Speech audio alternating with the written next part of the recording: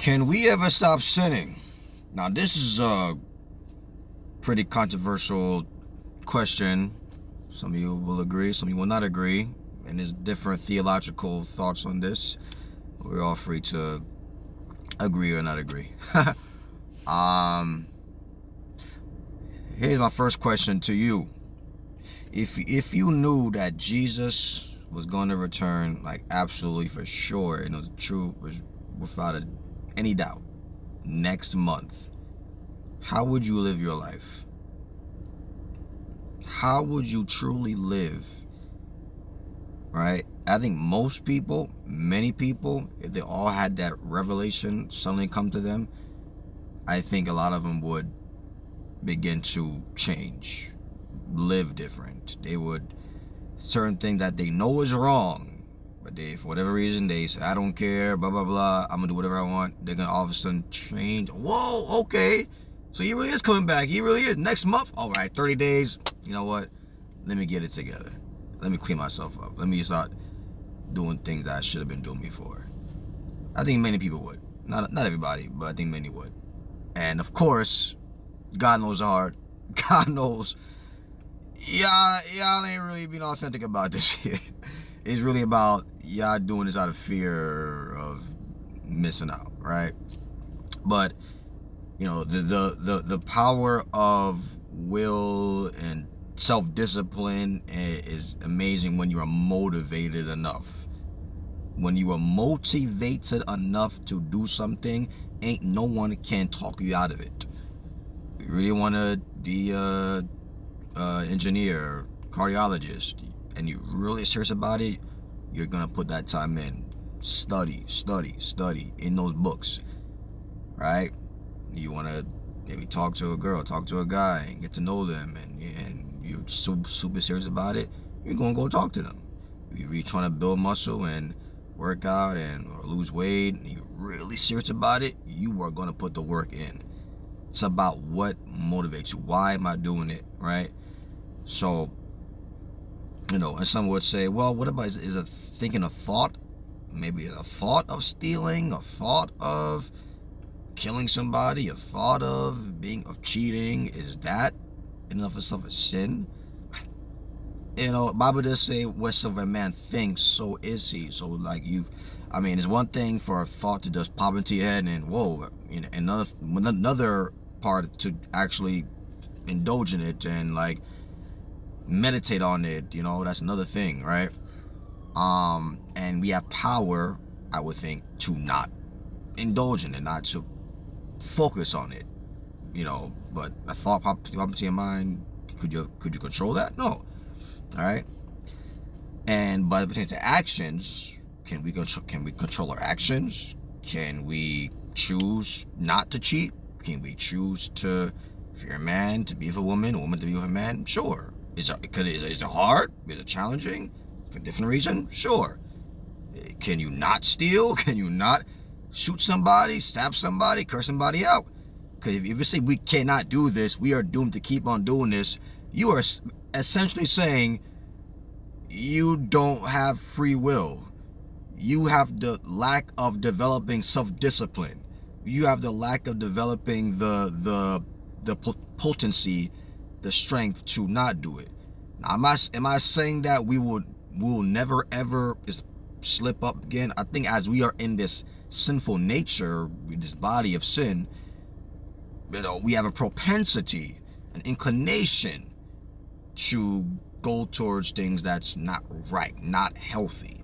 There's so many of you diet plans, you know, you're having trouble with diet, but you know there's healthy food out there, and you know, but some of you still struggling, some of you have gotten a victory and you're not eating certain things, your diet's much better. But you know, it took discipline and sacrifice, you know, saying no and changing your environments, and maybe getting more education on things, and you know, retraining your taste buds. Some of you don't like the taste of certain foods. I don't like it, it tastes bad. Or, you know, we taste buds is retrained. We'd be surprised what you now like. You know, I enjoyed salad and tomatoes and avocado and cucumbers. I never used to like that a lot. water. Oh my gosh, I enjoy water so much. Got some water right here. I just thoroughly enjoy it. But you can train yourself.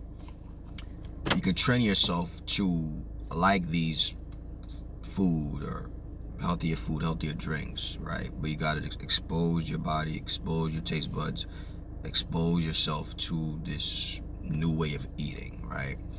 So, and I think also too with living a life of righteousness, holiness, is that now you ask God to give you a new appetite, right? Like, I want to delight in righteousness. I want to actually hate sin, abhor sin, right? Because if you still truly like it, truly enjoy it, it's gonna be harder to stop doing it. You gotta say, Lord, I want my spiritual taste buds to be different, right? And that help with that obviously is prayers, fasting, is feeding your mind with right information, right content, avoiding unwholesome conversations that with people that's really just totally toxic. Your wholesome music is totally feeding your spirit with healthier things, that now you're getting more of a distaste for a thing that's not healthy, not leading you, keep you on the right path, leading you on the right path, right? So I'm not gonna say that, prior to Christ's return, prior to Judgment Day and getting a new glorified body, that we're gonna be in a state that we're sinless, that we cannot sin. I think until Christ returns, we're gonna have the propensities, but I think that we can get victory, because there's former thieves, there's former adulterers, there's former porn stars, there's former scammers, there's former drunkards, there's people who used to live a certain lifestyle that today they are free. They haven't done it in years, right? To say that we are just stuck in sin, we cannot stop, is wow. Is denying the reality of the history of people who have gotten victory, who are living a life of excellence now. Still got things to work on, yes, but they are striving. They're generally speaking, they are living a life of godliness. There's many people like that today who are. And the Bible also says, don't let sin have dominion over you. Don't let it have the overall rule and authority over your life.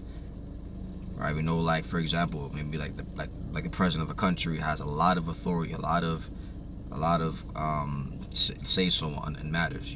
You still got to go through Congress, right? You still got to go through other channels. He don't have absolute authority, right? But he has a lot of authority, a lot of power, right? Similarly, like we should sin should not have, the Holy Spirit should have the overarching, the dominant rule over our life. I'm not saying that we'll never ever slip and fall and never ever make a mistake, but that's the exception, and also you don't have to, and also there's one thing between sinning intentionally and unintentional, like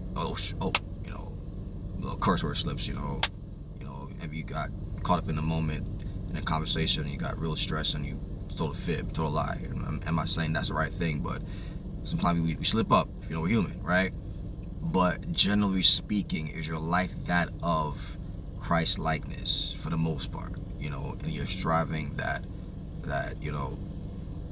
generally speaking, you are living a life of Christ likeness, right? So, and it's like a muscle too. The more you work that spiritual muscle, the easier it is to live a life of Christ likeness, and that's in God's strength. It's not in our strength, it's in God's strength. But the more you strain that muscle, like lifting 20-30 pounds, the more you do it, the easier it gets as your muscle develops for that, as you train and exercise and work it out, right? The Bible says work out your salvation with fear and trembling. So work out.